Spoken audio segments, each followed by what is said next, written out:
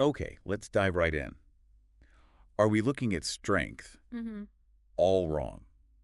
Is what we've always valued, suddenly obsolete? Mm. Because when we label an entire generation soft, are we just measuring them against a world that, well, doesn't exist It anymore? really hits you, doesn't it? This immediate impulse to categorize, to judge a whole group through this lens of perceived weakness. Yeah. It's not just observation, is it? It's packed with value judgments.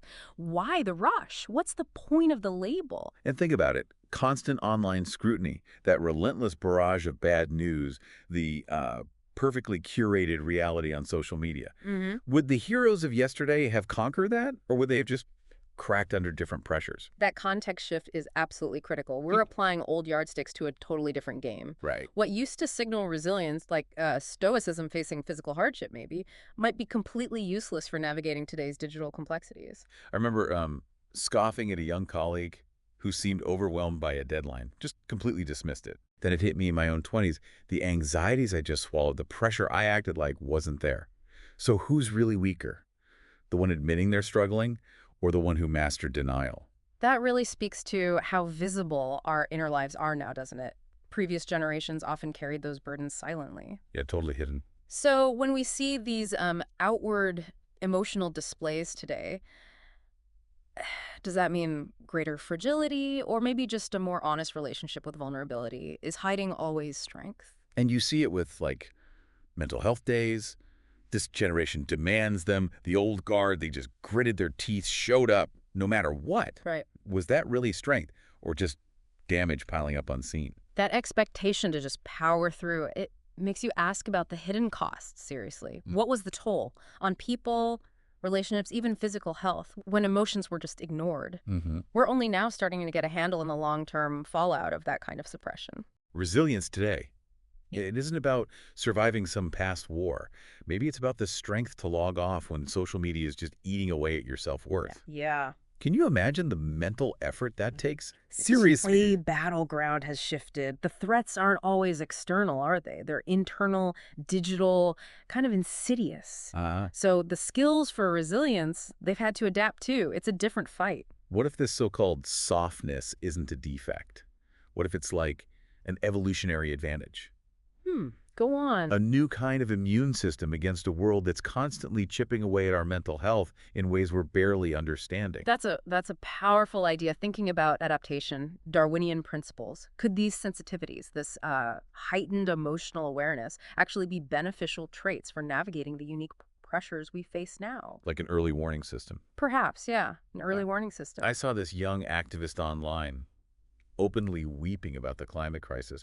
And honestly, my first reaction was cynicism.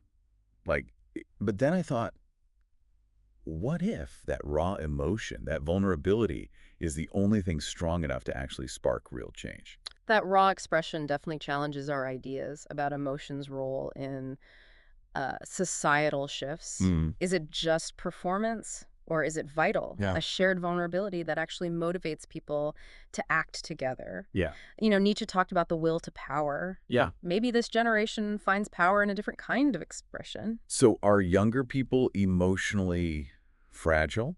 Or are they maybe the first generation brave enough to be brutally honest about the emotional toll of the world we've all built? That willingness to name it, to articulate emotional reality instead of just internalizing it, that suggests a different kind of courage, doesn't it? It does. Maybe it's not fragility at all. Maybe it's just a clearer, more truthful look at the human condition in this relentless era. We always hear what doesn't kill you makes you stronger. Mm. Okay, fine. But what if the challenge is now? What if they don't kill outright, but leave people openly wounded, visible, for everyone to see and judge? That flips the old saying right over.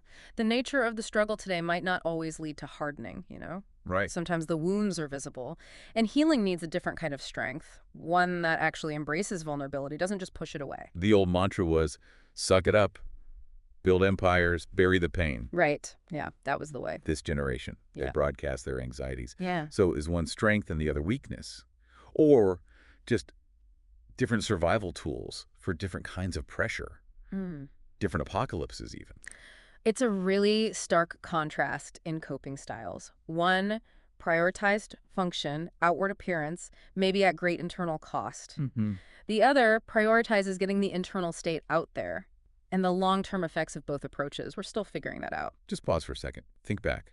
When did you last feel something intense and immediately thought, oh, I'm weak? Hmm. And trace that judgment. Where did that voice come from? That's such a crucial moment of self-reflection. Our judgments about emotions, they're often just inherited, aren't they?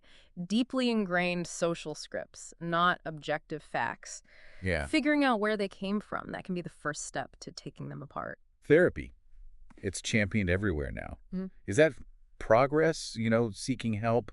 Or have we kind of outsourced our emotional processing because we haven't built up those internal skills? That's a really fair question to grapple with. I mean, therapy access is undoubtedly good for many, Sure. but it's also worth asking, is it always a tool for building inner resilience?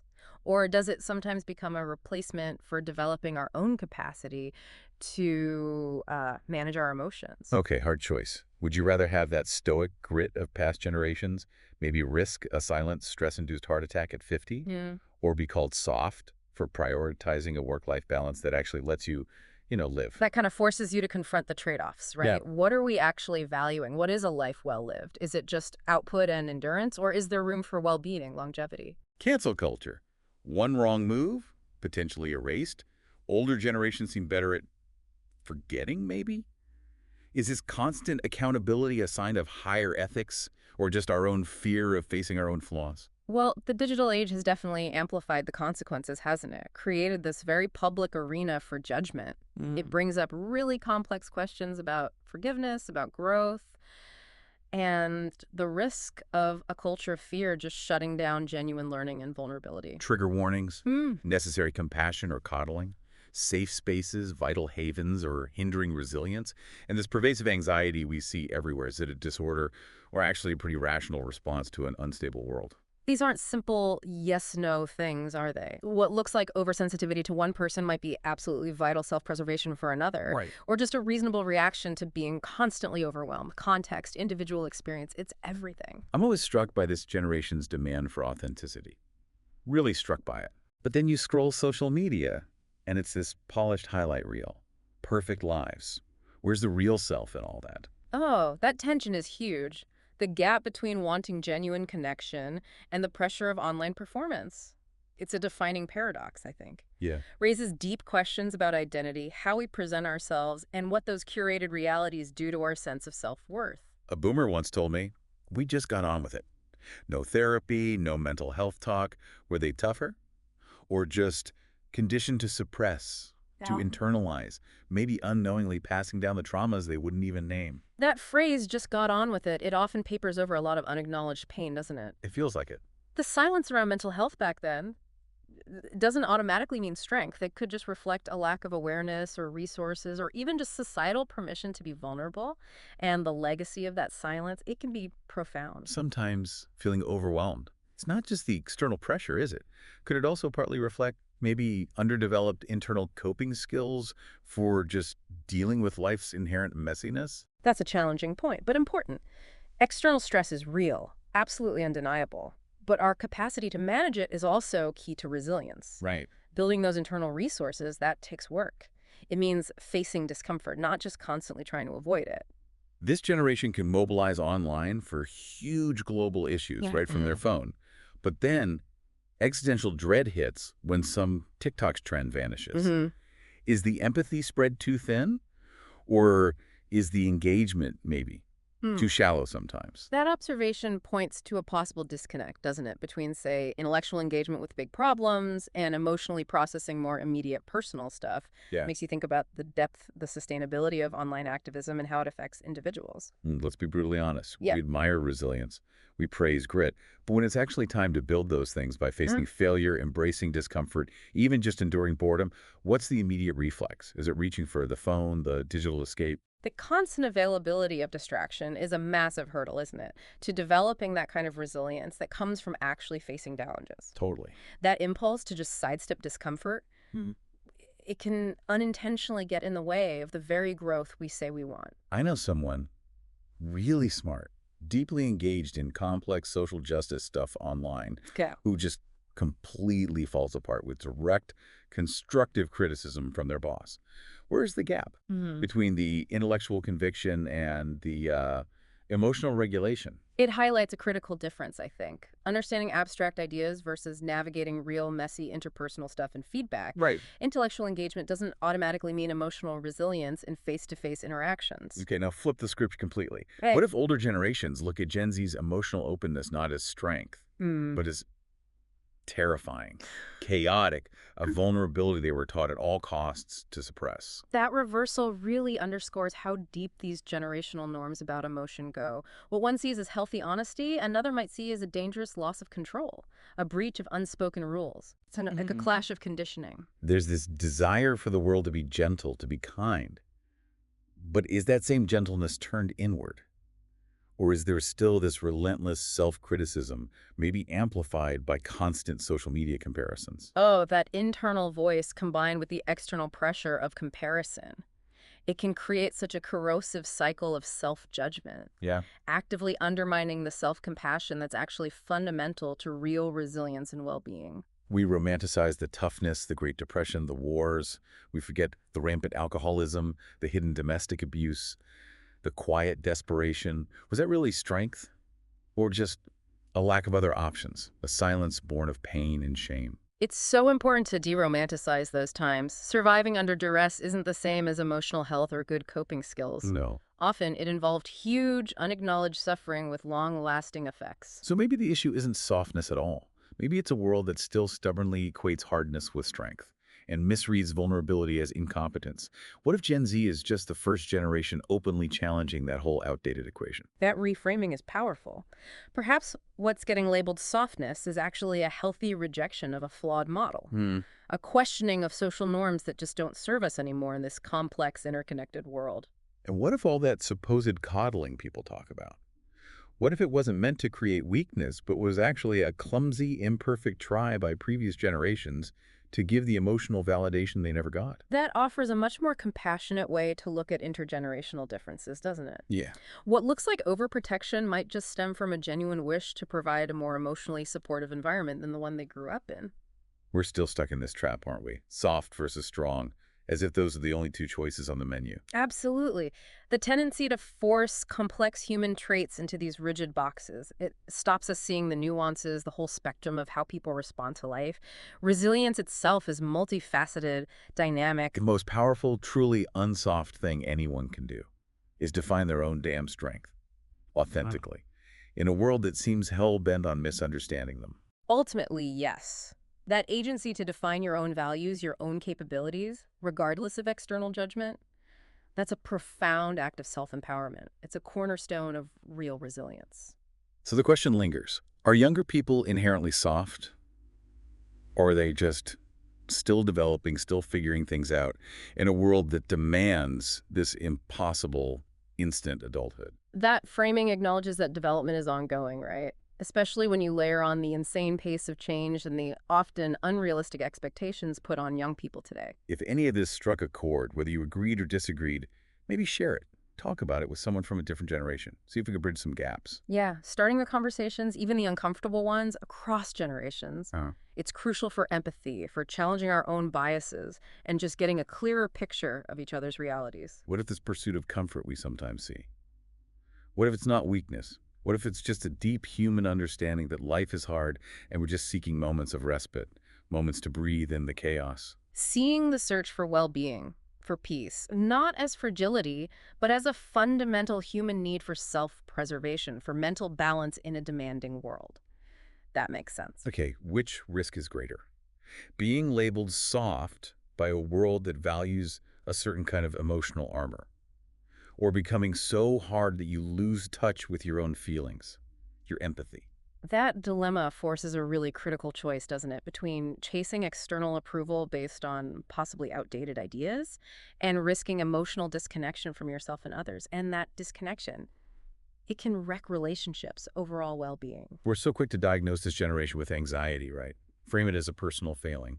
But maybe we should consider it as a symptom, A symptom of a society struggling with its own anxieties, own unresolved stuff. Looking at mental health only through an individual lens really risks missing the bigger picture, the societal factors that contribute massively to collective stress, anxiety, that general feeling of unease. Imagine being born not just into a family, but plugged in.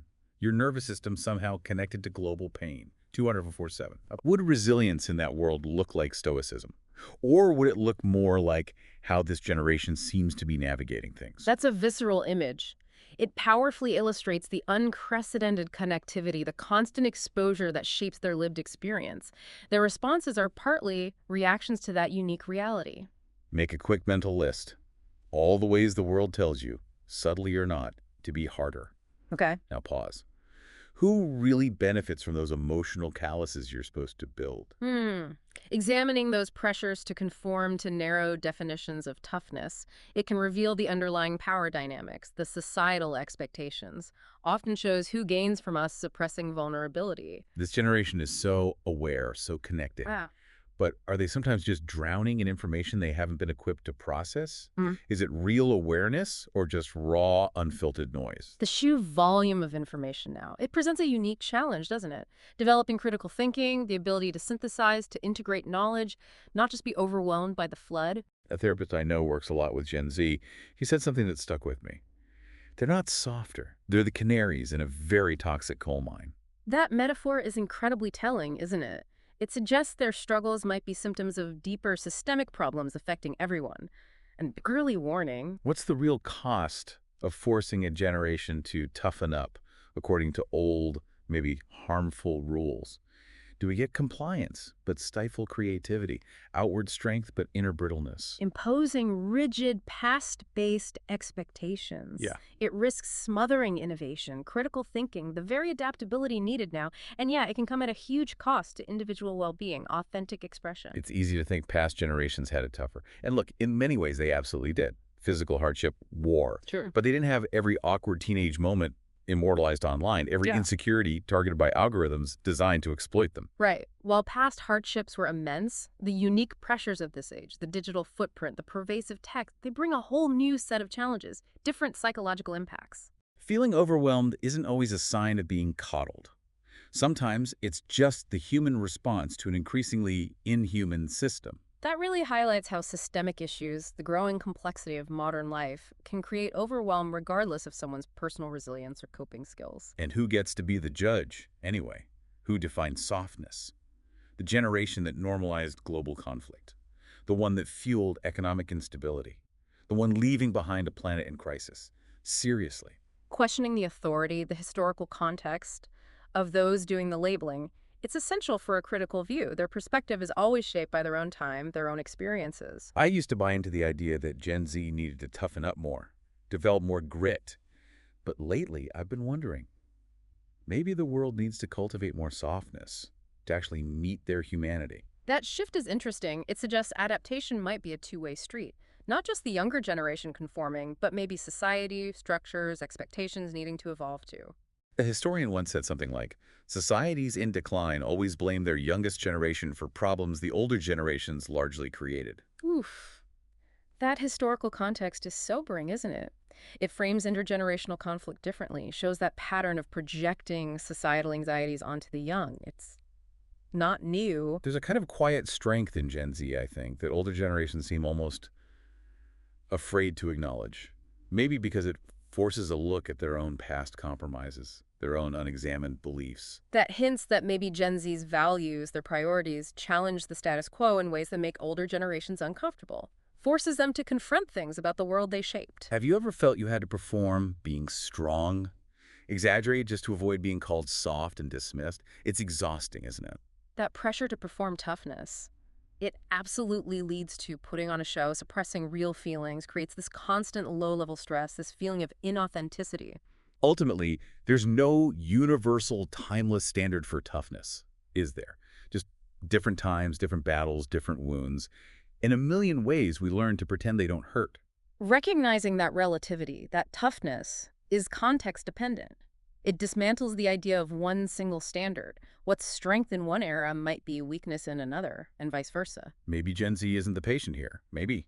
Maybe they're the doctor, trying to diagnose a fundamentally unwell society that keeps mistaking its own symptoms for individual weakness. That role reversal, it's a powerful way to think about it, suggests their anxieties, their challenges, might actually be valuable signals about deeper societal problems we need to fix. Okay, forced choice.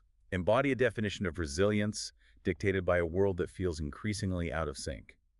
Or embrace a life that's radically, messily, beautifully yours, vulnerability and all.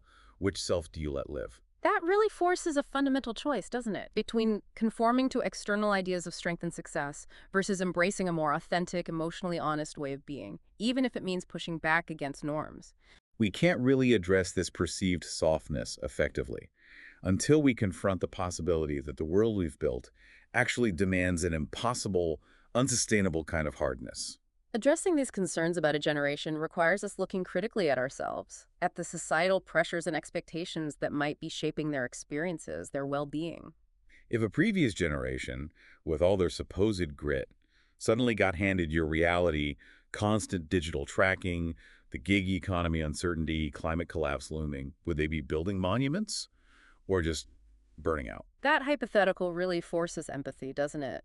Makes us consider how different generations might actually cope with the unique, unprecedented challenges of right now. This generation demanding better. Hmm. It's not some entitled whim. It feels like the echo of every generation before them. That basic human drive for a world that's just fundamentally more humane. Framing their aspirations that way, as part of a long human pursuit of progress and well-being, it creates a sense of continuity, doesn't it? Shared human effort. When the history books look back on this time, will they dismiss Gen Z as soft? Or will they see them as the generation that finally dared to demand the world feel something? Truly feel it. Looking ahead like that encourages a longer view, makes you consider the lasting impact, the legacy of this generation's approach to emotion and society's problems. Maybe real strength isn't about building walls, not feeling pain. Maybe it's about feeling all of it, the good, the bad, and still choosing, stubbornly, hopefully, to try and build a better future anyway. That offers a more nuanced and ultimately, I think, more resilient definition of strength, one that accepts vulnerability as part of being human and recognizes the courage in persevering despite emotional challenges. I'll admit, I've been quick to judge sometimes, quick to label.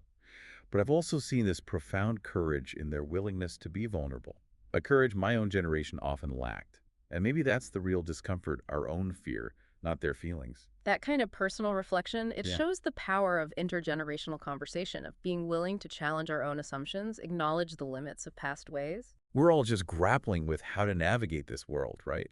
It's increasingly complex, full of pressure. Gen Z is just doing it with the volume cranked way up. And maybe that's exactly what we all needed to hear. It emphasizes that shared experience. We're all in this modern complexity. Gen Z might just be more vocal, more open about the struggles, and maybe that helps illuminate things for everyone. Remember at the start I asked if Gen Z is the softest generation. Maybe the real question, the more important one, is this.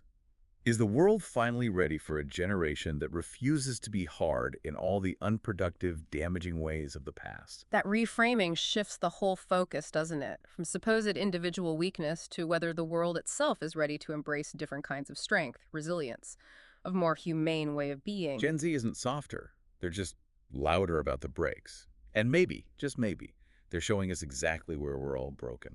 That's a powerful thought to end on, that the challenges they highlight might be a vital diagnostic tool, revealing vulnerabilities and systemic issues in society itself. If you found yourself pushing back against any of this, maybe listen again. Discomfort can be a huge catalyst for growth. Judgment can mean something's resonating, even if it challenges you.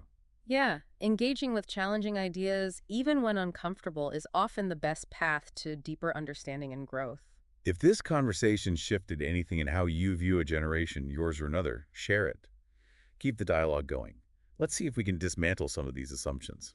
Absolutely. Encouraging that open exchange across generations is vital for empathy, for building bridges in a world that feels pretty polarized sometimes. This has been the deep dive. We're not here to tell you what to think about Gen Z. We're here to ask. Maybe your definition of strength is due for a serious upgrade.